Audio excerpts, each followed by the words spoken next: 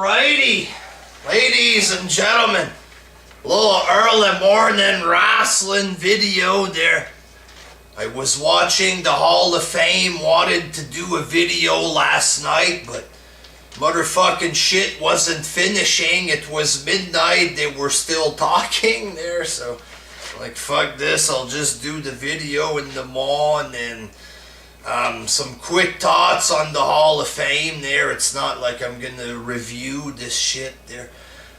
Eric Bischoff inducted DDP. Bischoff did a nice little speech for DDP. They're talking about how they had a real fight or something like that, and they became friends and stuff.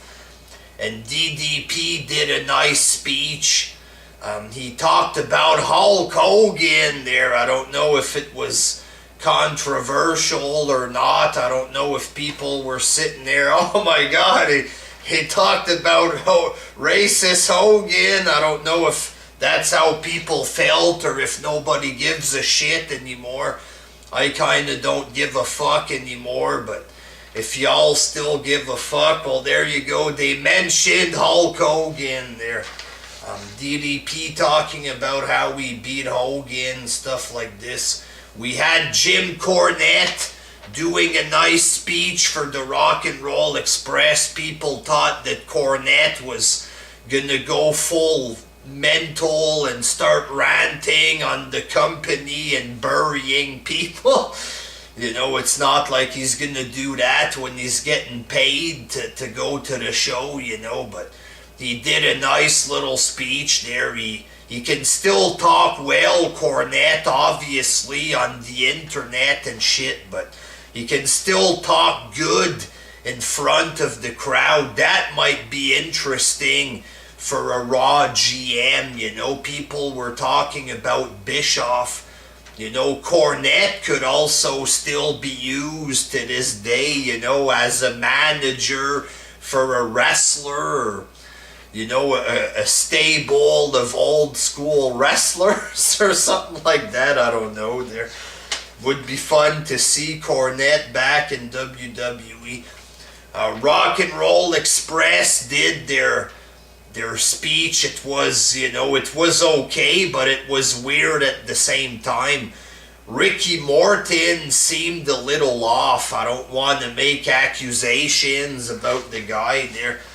Kind of looked like he was on drugs a little bit. I don't know if he was talking to himself. Robert Gibson would talk, and Ricky Morton, it looked like he was talking the whole time like this.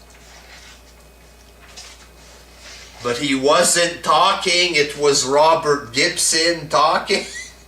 I don't know, maybe it's because he's too old or he did too much drugs, but something was weird there with Ricky Morton. I don't want to insult the guy there, but kind of looked like he was fucked up a little bit there. And then they did the thing for Rick Rude. His family accepted the award. His son, and the son of Rick Rude, is pretty freaking tall. Like fucking this big, you know. He could have became a wrestler, but that wasn't in his cards, I guess. Beth Phoenix did a nice little speech there. And she talked about China for people that were going at Beth Phoenix with pitchforks and shit like this there because of China or whatever.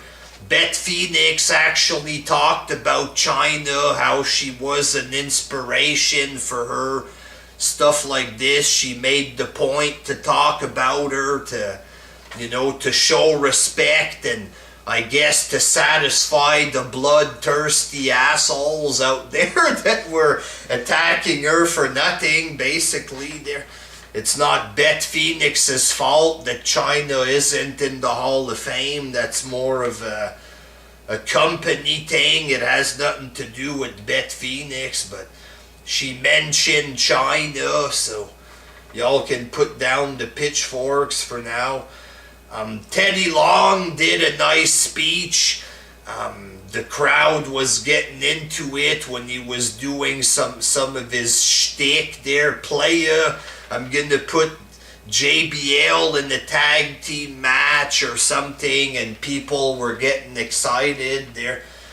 Teddy Long too, he can still talk and do good shit, you know. They should use some of these guys to manage, because the wrestlers today, they're fucking cheap. You know what I'm saying? Some of them are good wrestlers, but they have no character. Why not put some of these guys like Cornette and Teddy Long, bring them back as managers? You know, instead of having 50-year-old men wrestling there, how about we get a couple managers back in wrestling? It's always been a big part of wrestling, managers. So why not, fuck? And then we had Kurt Angle.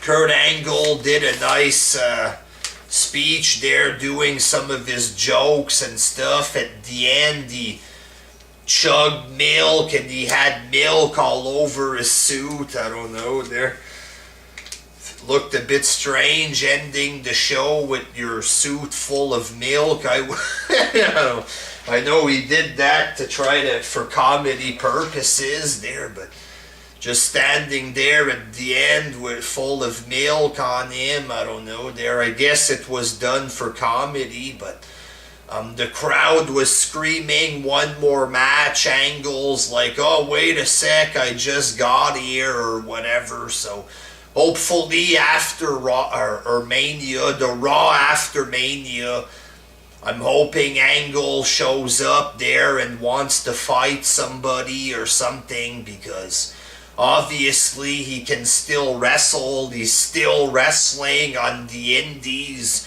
He's better than 95% of the wrestlers in WWE right now.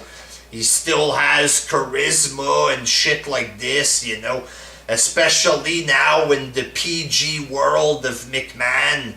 You know, Angle was doing PG comedy during the Attitude Era and shit like this with the milk and stuff. He could easily do that shit today, and it would probably be better than most of the other garbage they have now. So hopefully we're gonna get Angle wrestling again, you know, as a part-timer, or maybe he can show up once a week on Raw or something. I don't know there, but yeah, so the Hall of Fame was good. It was, you know, a nice presentation or whatever. At one point, they showed Roman Reigns' face for, you know, 2 seconds when they filmed the wrestlers and the crowd to show their reaction to the speeches there. They showed Roman Reigns, the whole crowd started booing during the fucking somebody's speech. I don't remember who it was there, but Reigns getting some massive boos and shit. I think the crowd is pumped for Mania. Goldberg too, at one point he got up in between inductions or whatever, and he was getting the mix of boos and light Goldberg chants. They're looking forward to what happens with this motherfucker at Mania. There, Roman Reigns too. Roman Reigns against Taker. He might beat Taker, I don't know there. There's some possibility for some funny moments there, folks. The fans are gonna fucking burn down the stadium by the time the show is finished, I think. Alrighty, until next time. Peace!